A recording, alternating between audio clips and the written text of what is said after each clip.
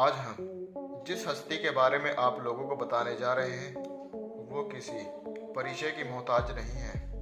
आज उन्हें पूरी दुनिया जानती है और वो है हमारे प्यारे देश भारत के प्रधानमंत्री श्री नरेंद्र मोदी जी।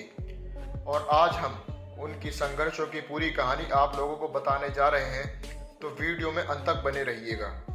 प्रधानमंत्री मोदी जी का पूरा नाम नरेंद्र दामोदर दास मोदी और उनका जन्म 17 सितंबर 1950 को गुजरात में हुआ। उनके पिता का नाम दामोदर दास मूलचंद मोदी और उनकी मां का नाम हीराबेन है। मोदी के 5 भाई बहन हैं, जिसमें उनका नंबर दूसरा है। मोदी जी को बचपन में सब नरिया कहकर पुकारते थे। मोदी जी के पिता रेलवे स्टेशन पर चाय की दुकान लगाते थे। मोदी जी भी अपने पिता के काम में उनका हाथ बटाया करते थे। उस वक्त किसी ने नहीं सोचा होगा कि आज का चाय बेचने वाला कल देश का प्रधानमंत्री बन जाएगा। मोदी जी बचपन में आम बच्चों की तरह नहीं थे। उनके अंदर देशभक्ति थी और वो देशभक्ति के भाषण भी दिया करते थे। 1962 में भारत और चीन के युद्ध के दौरान युद्ध के लिए जा रहे ट्रेन में सिपाहियों को मोदी जी ने चाय पिलाई थी। मोदी जी पढ़ाई में एवरेज स्टूडेंट थे। उन्होंने अपनी स्कूली शिक्षा गुजरात के एक स्कूल से की थी। मोदी जी को एक्टिंग का बहुत शौक था। वो अक्सर स्कूल के बाद नाटकों में भाग लिया करते थे। मोदी जी बचपन से ही आरएसएस को पसंद किया करते थे।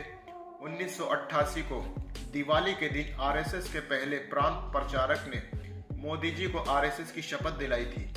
18 साल की उम्र में मोदी जी की शादी जशोदा बेन से उनकी मां ने करा दी थी। शादी के बाद मोदी जी घर छोड़कर संघ प्रचारक बन गए। 1990 के दौरान मोदी जी ने सोमनाथ से अयोध्या तक अडानी जी के रथ यात्रा को ज्वाइन किया और बड़ी भूमिका निभाई। यहाँ से शुरू होती है मोदी जी की राजनीतिक जिंदगी। रथ यात्रा के बाद मोदी जी ने बीजेपी ज्वाइन कर ली और वो पार्टी में दिलो जान से काम करते रहे। 1985 में गुजरात की विधानसभा चुनाव में बीजेपी पार्टी को जीत मिली।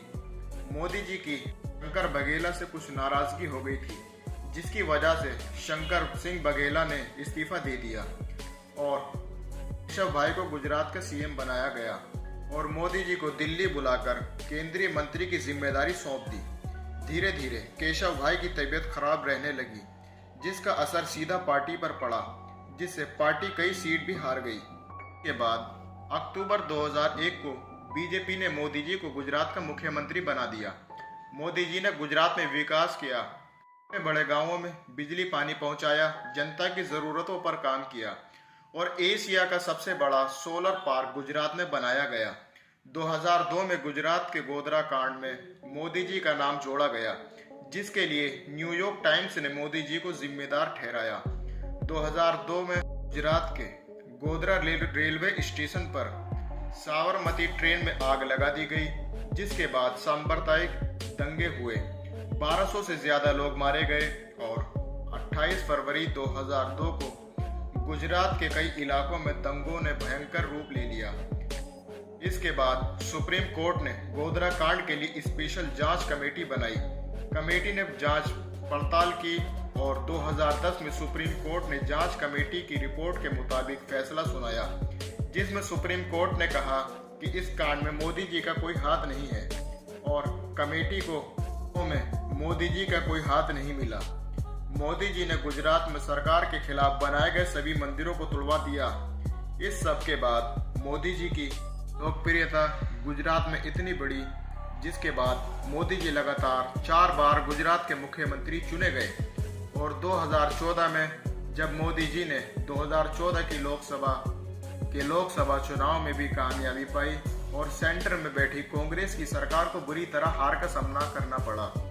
पीएम के पद की शपथ लेने के बाद मोदी जी ने कई नीतियां और बड़े फैसले लिए, जिसके बाद लोगों ने और विपक्षी पार्टियों ने उनका जमकर विरोध किया, जैसे नोटबंदी, जीएसटी, सीएए, 370।